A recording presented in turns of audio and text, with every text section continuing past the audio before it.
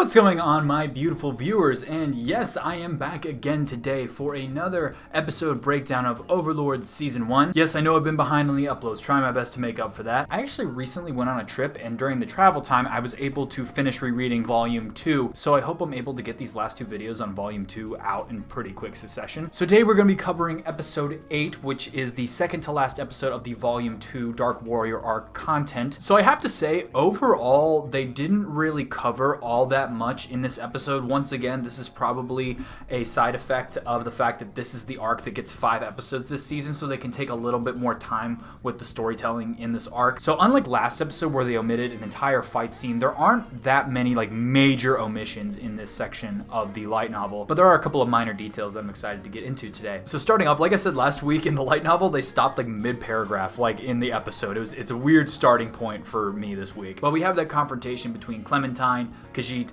and the Swords of Darkness. So one thing I think I probably should have brought it up sooner, but I think is really demonstrated in this episode that's a difference between the light novel and the anime, is that like straight up when Peter and Dine and Lucret are all gonna like hold off Clementine, they're saying like, Nina, you have to escape. In the anime, now I don't know if they do this in sub exactly because I rewatched the episodes in dub, but in the dub of the anime, they literally say like, you have to save your sister from those nobles, don't you, Nina? In the light novel, they are way more vague about like what Nina has to do. The whole situation with Tuare isn't like so verbally stated. In the light novel, they just say, Nina, you have to escape. There's still something you have to do. They're a lot more vague about what's going on with Nina. And I think the reason for that is because like unlike the light novel, in the anime, they didn't drop like any hints about Nina's distaste for nobles like they did in the earlier parts of this arc. In the light novel, there's a couple scenes in the light novel where Nina's just like, oh, I hate nobles and,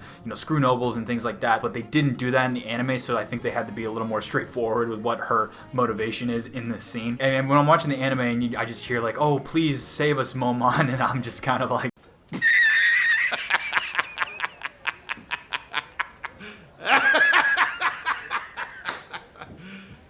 Are you serious? But the next scene we have Ainz, Narbril, and Lizzie stumbling upon the scene. There was one small thing I noticed when I watched the anime. Once again, this might not be in the sub, but in the dub, Lizzie sees Hamsky with Ainz. In the anime, Lizzie's just like, you're the wise king of the forest? Like, you're just an overgrown furball. Like, are you sure you're the wise king of the forest? She doesn't believe that Hamsky is the wise king of the forest. And it's kind of an odd reaction because we've established at this point that people in the New World think Hamsky is this kind of magical, strong being. And in the light novel, it's the same thing. Lizzie is more like impressed with Hamsky rather than like being insulting like she is in the anime. It just seemed a little disjointed from like how other New Worlders are in the anime. And maybe that's just a continuity error or something, or translation error or something. But they stumble upon the scene with the zombies, which Ainz quickly dispatches. And something that does go unsaid in the anime is that Ainz actually has a skill called Immortal Blessing, which allows him to detect undead. So he sends Narbril with Lizzie because it doesn't detect living people. So that's why he's just in case,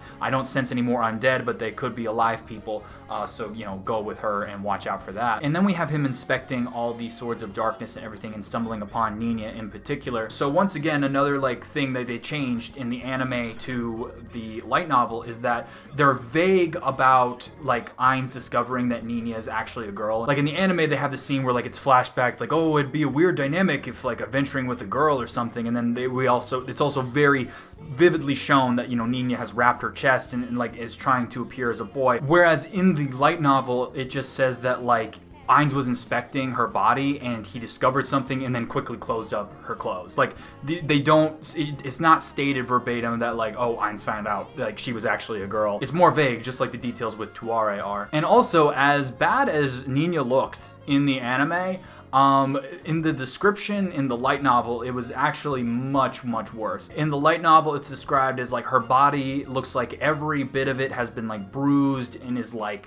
swelling up. Ainz says that it looks like she's been beaten to death. Sorry, I had to turn the light on. It was getting dark in here. And also like all of her fingers had been broken. And it was just a very brutal description that didn't quite match what I think was shown in the anime. It's actually much worse. So that's just something I guess like like that they had to remove for the anime. Just the torture that Nina had to endure was depicted as a lot worse than what was shown in the anime. So the hiring of Momon and the tracking down of Inferior pretty much plays out exactly the same. There is one detail they omitted from the anime. Behind Nina, where Nina was on the wall, there is a message written in blood that directed them towards the sewers, because he just immediately doesn't trust it. It's a very small, kind of not really important detail, but it did end up turning out to be a trap. It was a misdirection by Clementine, so Ainz was correct. And then we have that scene where they're casting all those locator spells to try and track down Inferior. And the strategy that's laid out by Ainz is actually a strategy that they would use in Ainz Ul Gone. It's pretty much the exact same thing that they would do when they would PK someone. In the light novel, he explains that when Ainz Ul Gone would try to PK someone,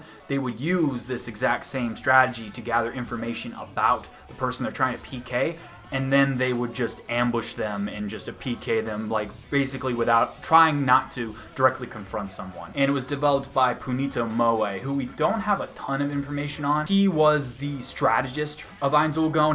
His whole thing was like developing plans and everything like that. And he was a plant monster type heteromorphic race. I can't exactly remember the specific race, but he was like an anthropomorphic plant monster. So then we cut over to this next scene, which is in the Irantel cemetery. In this scene, we get a lot more background information because it's from the viewpoint of the guardsmen. We get a lot more information onto why exactly there are guards patrolling a cemetery, and we also get some information on how the whole undead thing works in the New World. So the cemetery in Irantel was actually created with the purposeful intention to prevent undead from spawning. The way it works in the New World is if like a person who dies goes unmourned or had like particular regrets before they died, then there's a much higher chance that they can become undead. And so the entire point of the cemetery is to make sure that like they're properly buried, funeral rites are performed. They're much less likely to become undead if all that stuff takes place. And the reason why there are actually guardsmen at the cemetery is they have to sweep through it every night, because if undead are left alone,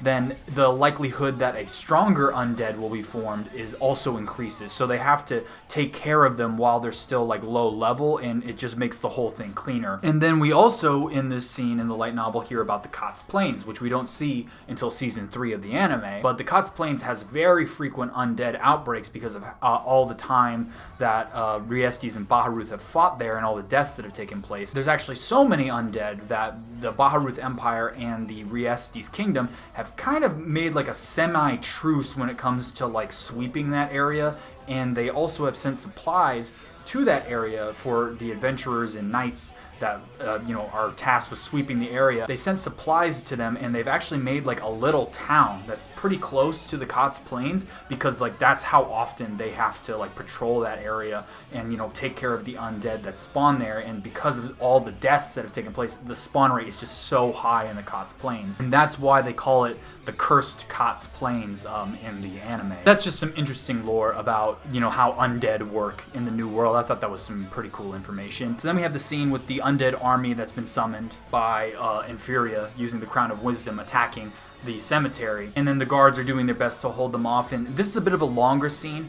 In the light novel, they just kind of get into a rhythm. The skeletons are climbing up. The skeletons don't really have intelligence like that, so they're just randomly attacking. They just like tirelessly attack. So the guards get into this system of stabbing down at the walls. They're in a defensive position. Things seem to be going good. And then there's this whole other scene where this undead called an organ egg actually like takes a guy. It has like this tentacle, and it like grabs a guy and yanks him off the wall. And there's a scene where he gets eaten alive by the undead. It's a pretty gruesome scene. I can understand why they omitted it from the anime, probably for censorship reasons. But that's just going to show you that there are scattered upper undead mixed in.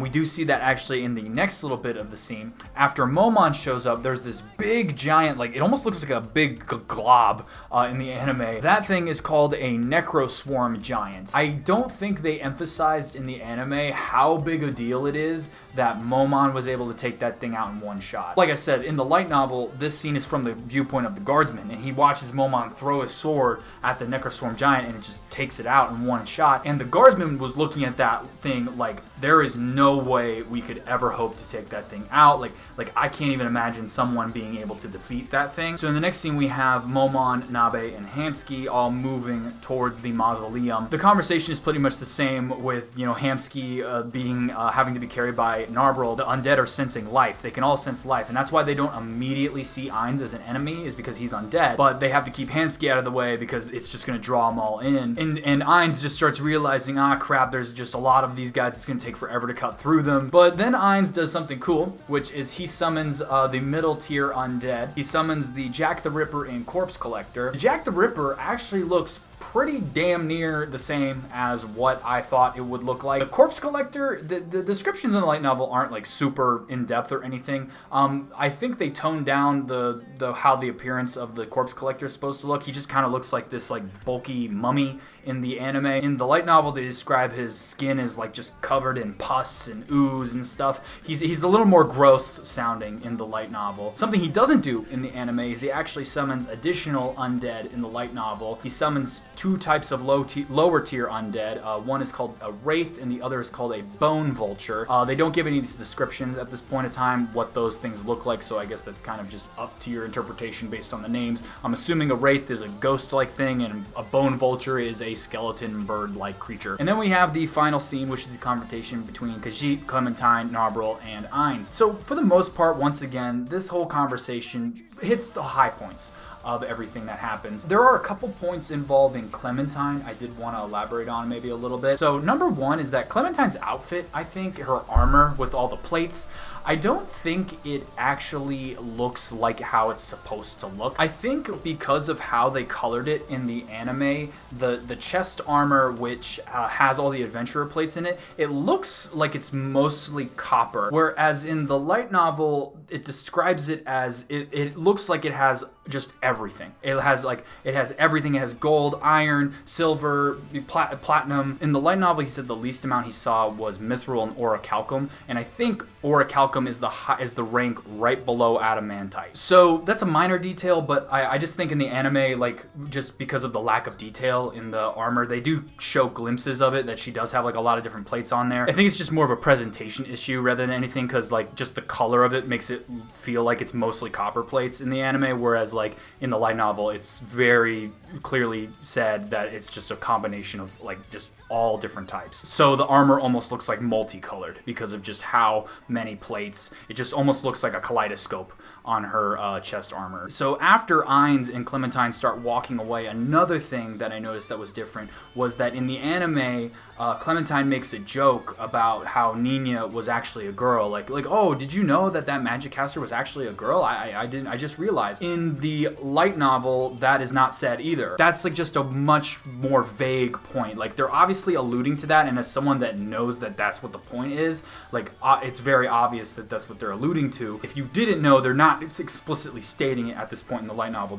It's just more vague allusions to that. There's also another point in the conversation where Clementine mentions the Windflower scripture. In the actual official English translation of the light novel, she calls it the Flurry Gang, which I think is the Windflower scripture, which is like the spy recon division of the Slain Theocracy. In the anime, she says that there's only 4 people that could fight her. She doesn't name the people from Blue Rose or Drop of Red, but she does name Gazef and Brain Unglaus. In the light novel, first of all, she actually names the people in Drop of Red and Blue Rose that could fight her. She names Gargaron, and then the person from Red Drop is named Louisenberg. I don't think we actually ever see him in the anime, but a person she omits in the anime is Vesture. I think that's how you pronounce his name. Vesture, I can't remember. We see him in season 4 of the anime. That is that old man that was training Brain's students and is fighting Aura in the capital. I should have said confronts, or said fighting Aura in the capital in season 4. He's a former Adamantite ranked adventurer,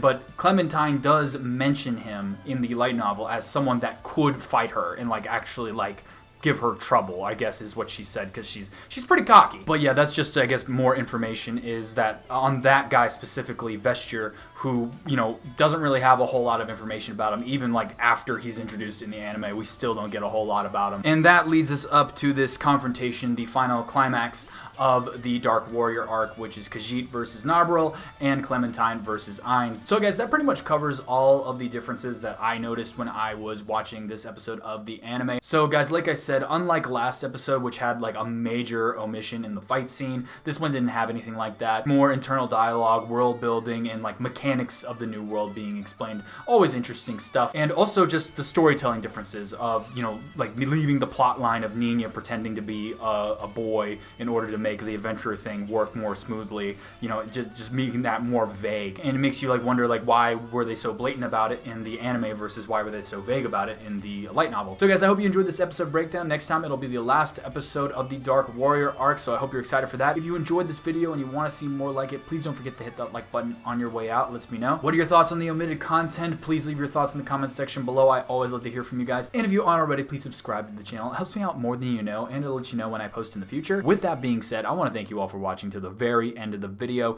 and I will see you all next time.